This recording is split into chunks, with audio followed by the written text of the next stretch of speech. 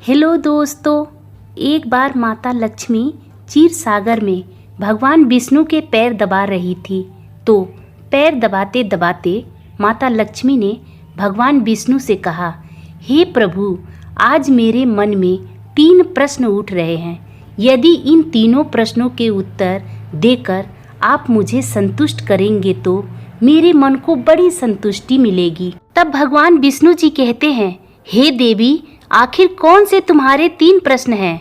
तब माता लक्ष्मी जी कहती हैं, हे प्रभु, वह कौन सी स्त्री होती है जिसके भाग्य में संतान सुख नहीं होता? दूसरा प्रश्न है कि कौन सी स्त्री समय से पहले विधवा होती है? और मेरा तीसरा प्रश्न है, कौन सा श्रृंगार करने से स्त्री को स्वर्ग में स्थान नहीं मिलता?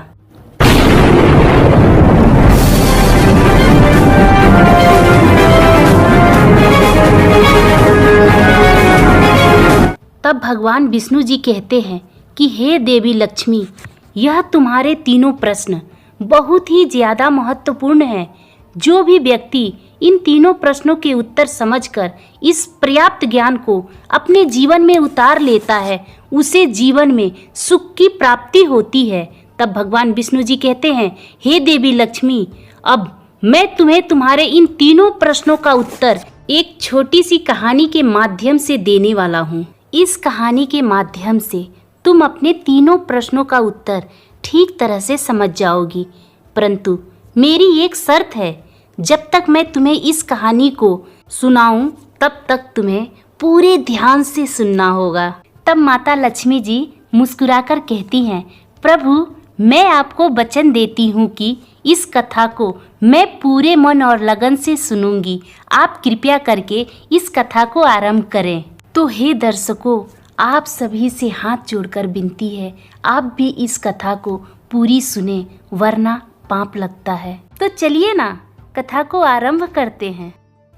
अब भगवान विष्णु जी कहते हैं, हे लक्ष्मी, किसी राज्य में एक छोटा सा नगर था।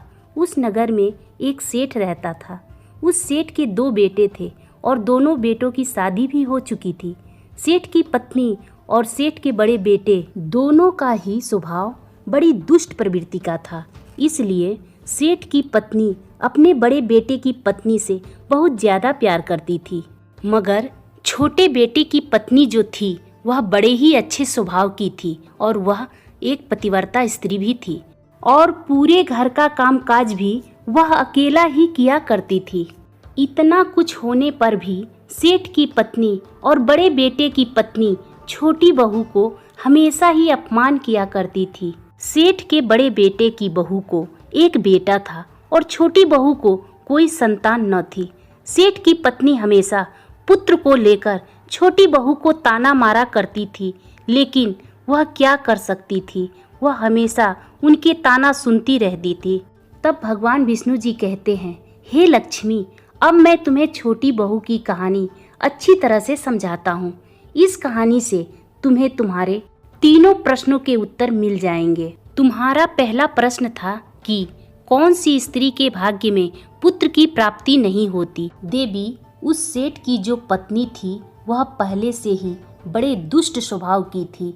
उसके कुटिल स्वभाव से सभी घर वाले बहुत ही ज़्यादा परेशान थे, परंतु अपनी सीधी साधी छोटी सी बहू को कुछ ज़्यादा ही परेशान करती थी। उसको सताने में उसे बहुत ही ज़्यादा आनंद आता था। सेठ के छोटे बेटे की पत्नी का नाम सुकन्या था। बेचारी सुकन्या सुबह उठ करके अपने काम काज में जुट जाती थी। इतना करने पर भी सेठ की पत्नी के निगाह में सुकन्या हमेशा खटकती रहती थी। एक दिन की बात है, सुकन्या घर में झाड़ू लगा रही थी तो सेठ की पत्नी बोली, तेरे हाथ में जान नहीं है क्या? तू जल्दी जल्दी झाड़ू नहीं लगा सकती क्या? मैं मंदिर जा रही हूँ, मेरे लौट के आने से पहले तू भोजन बना के तैयार रखना और आते ही मैं भोजन ग्रहण करूँगी। और सुन, अन्य का एक दाना भी बर्बाद ना हो पाए। वह अपने सास की बातों को सुनती रही। तब घर की सफाई करने के बाद खाना बनाने में लग गई। खाना बनाते समय वह अपने मन में सोच रही थी कि मेरे इतना काम करने के बाद भी मैं एक पल चैन की सांस नहीं ले पाती हूँ और मेरी सास हर समय मेरे काम में कोई ना कोई गलती निकालती रहती हैं। सुकन्या यह सब सोच ही रही थी कि जितने में दरवाजा खटखटाने की आवाज आई तो सुकन्या ने सोचा कि अभी तो भोजन तैयार भी नहीं हुआ, लगता है मेरी सासू माँ आज जल्दी ही लौट आई हैं। जब सुकन्या ने दरवाजा खोला तो उसने क्या देखा कि बाहर दरवाजे पर एक महात्मा सन्यासी खड़े हैं। वह साधु महाराज सुकन्या से कहते हैं, बेटी तेरा सुहाग अमर रहे, बाबा को कुछ भोजन करा दे, मुझे बड़ी तेज से भूख लगी है। सुकन्या बहुत ही सुशील और संस्कारी थी। उसने सोचा कि साधु महाराज को भोजन तो करा दूं, परंतु अगर मेरी सास आ गई तो मेरी खैर नहीं। फिर सोच विचार करने के बाद उसने सन्यासी को भोजन करने के लिए अंदर आने को कहा और उसी समय सुकन्या के मन में एक विचार आया कि सास से डरना क्या, यदि मेरी सास आ भी जाएंगी और मुझे कुछ कहेंगी तो मैं उनसे कह दूंगी मैं अपने हिस्से का भोजन इन महात्मा साधु को दे रही हूँ। फिर भगवान विष्णु कहते हैं, हे लक्ष्मी। फिर ऐसा सोचकर सुकन्या साधु को अंदर ले गई और अतिथि धर्म का पालन करते हुए उस साधु को भोजन करवाया। अभी साधु भोजन कर ही रहे थे कि सुकन्या की सास आ गई और फिर साधु को घर के अंदर बैठा भोजन करता देखकर उसका गुस्सा 7वें आसमान पर जा चढ़ा और एकदम से साधु महाराज से कहने लगी, यहाँ पर क्या किसी प्रकार का भंडारा या दावत नहीं चल रही जो तुम राह चलते भिखमंगों को घर में बिठाकर खिला रही हो। सुकन्या ने अपनी सास को रोकने की बहुत कोशिश की, परंतु वह दुष्ट स्त्री सन्यासी को धक्के मारकर घर से बाहर निकाल दिया और उनका खाना उठाकर फेंक दिया। अब उसका क्रोध सुकन्या पर टूटा और कहने लगी, अरे दुष्ट औरत, मैंने तुमसे कहा था कि अन्न का एक दाना भी बर्बाद मत करना, लेकिन तुमने क्या किया, उस भिखमंगे को इतना सारा भोजन दे दिया। तब भगवान विष्णु जी कहते हैं, हे लक्ष्मी। सुकन्या डरते हुए बोली, सासू माँ, मैंने अपने हिस्से का भोजन साधु महाराज को दिया है, इसमें इतना गुस्सा होने की क्या बात है। द्वार पर आए अतिथि को कभी खाली हाथ नहीं भेजते, ऐसा शास्त्र में लिखा है। भगवान विष्णु कहते हैं, इस प्रकार काफी देर तक सास बहू में तकरार चलता रहा। अंत में उस कुटिल सास ने सुकन्या को भी घर से धक्के मारकर बाहर निकाल दिया। वह बेचारी रोती हुई अपने घर के दरवाजे पीटती रही, परंतु उसकी सास पत्थर दिल पिघली नहीं। अब सुकन्या के पास एक ही रास्ता बचा था कि वह अपने मायके में लौट जाए। दर्शकों, भगवान विष्णु कहते हैं, सुकन्या दुखी होकर अपने मायके के लिए निकल गई। रास्ते में एक घना जंगल भी पड़ता था। सुकन्या भूख प्यास से तड़पती हुई अपने मायके के लिए चलती जा रही थी। तभी अचानक से बारिश शुरू हो गई। बारिश से बचने के लिए सुकन्या ने एक पेड़ की शरण ली, लेकिन वर्षा का वेग इतना अधिक था कि बचना मुश्किल हो गया था। उसी पेड़ में एक गुफा बना हुआ था।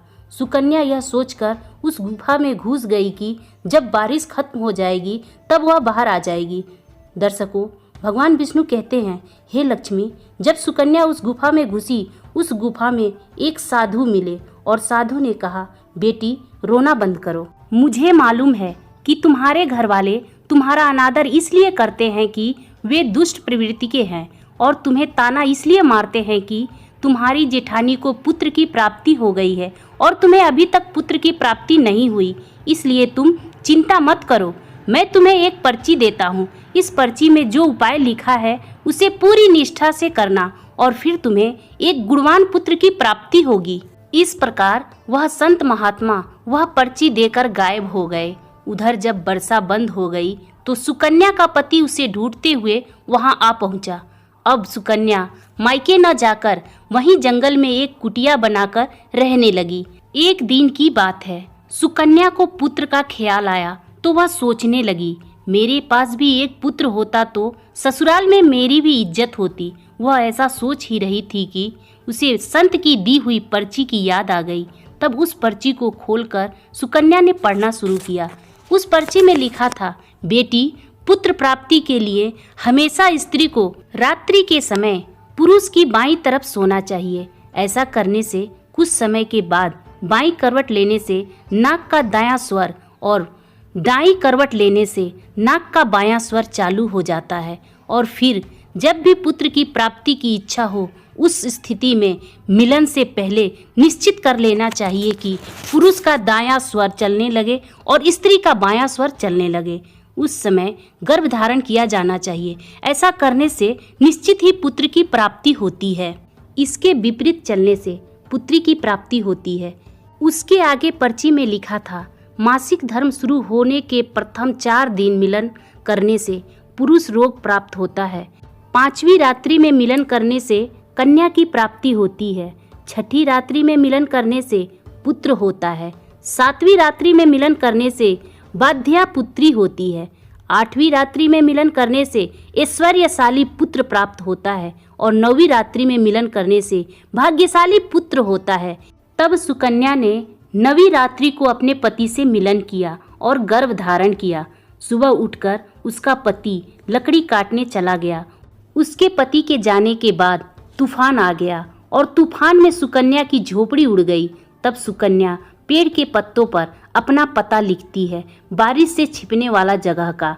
यह वही गुफा का पता था जहां सुकन्या पहले भी बारिश से बचने के लिए छुपी थी। पता इसलिए लिखा था ताकि जब उसका पति वहां आए तो वह पता पढ़कर उसके पास पहुंच जाए। हे लक्ष्मी, वह गुफा 2 राक्षसियों का निवास था। इधर उसमें सुकन्या छुपी हुई थी, उधर दोनों राक्षसियां वहां आकर कहने लगी, अब तो चला भी नहीं जाता, वरना मन तो कर रहा था सोना टापू पर चली जाऊं। तभी दूसरी राक्षसी बोली, इसमें इतनी बड़ी बात क्या है? यह पेड़ हमें उड़ाकर अभी वहां पहुंचा देगा जहां पर सोने का टापू है। ऐसा कहकर दोनों राक्षसियों पेड़ की एक टहनी पर जाकर बैठ गईं और पेड़ उन्हें उड़ाकर ले जाने लगा। थकी हारी सुकन्या उस गुफा में छुपी हुई थी और उसे नींद भी आ गई थी, लेकिन पेड़ के उड़ने से आने वाले झटकों से सुकन्या की नींद खुल गई। पेड़ को उड़ता देखकर सुकन्या एकदम से हैरान रह गई। जब सुकन्या ने गुफा से बाहर देखा तो पेड़ पर 2 राक्षसियां बैठी हुई थी। यह सब देखकर सुकन्या बहुत घबरा गई। फिर उसने सोचा, अब जो होगा देखा जाएगा।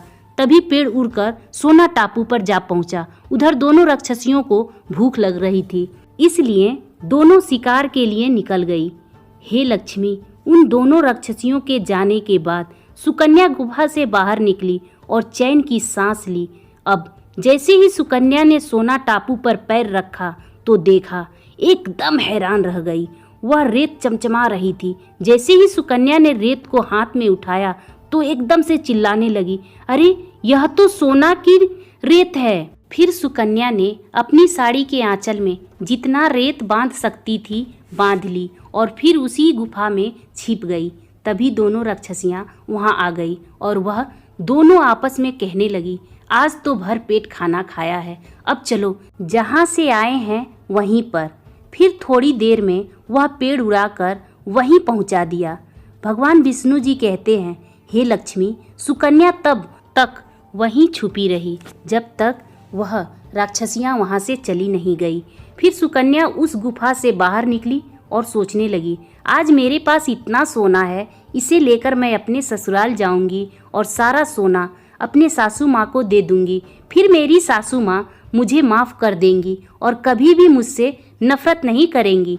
तभी अचानक उसका पति उसे ढूंढता हुआ वहां आ पहुंचा। फिर सुकन्या उसे सारी बात बताती है और उसका पति उसे लेकर अपने घर चला जाता है। सुकन्या अपने सासू माँ से कहती है, देखो सासू माँ, मैं आपके लिए क्या लाई हूँ। ऐसा कहकर वह सारा सोना अपने सासू माँ को दे देती है और उसे इतना सोना कैसे मिला ये भी बता देती है। सोना लेने के बाद सुकन्या की सासू माँ क्रोधित होकर बोली, अरे मूर्ख औरत, तू इतना सा सोना लेकर आ गई, मैं होती तो बहुत सारा सोना लेकर आती। सुकन्या बोली, माँ जी, इतना सोना हमारे 2-3 पीढ़ियों के लिए काफ़ी है। तो सास बोली, अरे मूर्ख, सोना भी कभी काफ़ी होता है, ये जितना भी हो उतना ही कम होता है। अब देख, मैं जाऊंगी और कितना सारा सोना लेकर आऊंगी। भगवान विष्णु कहते हैं, हे लक्ष्मी, सुकन्या ने अपनी सासू को बहुत समझाया, लेकिन वह लालची दुष्ट औरत ने एक ना सुनी और जाकर उसी गुफा में बैठ गई। और जैसे ही वह दोनों राक्षसियां वहां आई, वह पेड़ एकदम से उड़ने लगा। इधर पेड़ उड़ रहा था, उधर सुकन्या की सास मन ही मन बहुत खुश हो रही थी कि आज मैं बहुत सा सोना लेकर जाऊंगी। तभी एक राक्षसी बोली, आज सोना टापू पर नहीं जाते हैं, मक्ष द्वीप पर चलते हैं, क्योंकि आज मछली खाने का बड़ा मन कर रहा है। राक्षसी ने पेड़ को आदेश दिया, मक्ष द्वीप पे चलो। भगवान विष्णु जी कहते हैं, गुफा में बैठी वह लालची औरत स्वयं पर संयम नहीं रख सकी और एकदम से बोल पड़ी, तुम लोग सोना टापू पर क्यों नहीं जा रही हो? मक्ष द्वीप पर मत जाओ।